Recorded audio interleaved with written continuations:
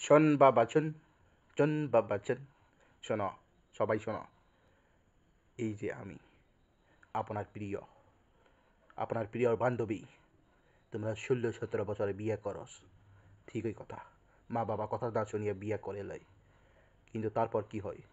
5 বছর 10 বছর পরে একটা বাচ্চা হইল।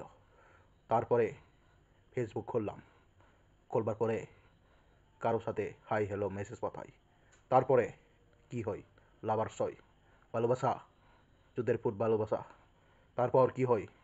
এই ভালোবাসা শুধু আনন্দজনক, এটা কোনো সম্পত্তিদের কোনো আনন্দ রে, শুধু আনন্দ আনন্দ, আর কিছু না।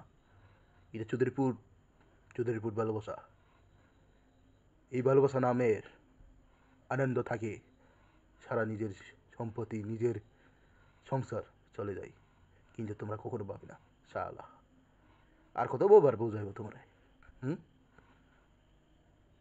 নিজের সংসারকে হেরিয়ে দিয়ে অন্য ছেলে মেয়ে নিয়ে পালিয়ে দিয়ে জীবন সুখী করে কি পাইল?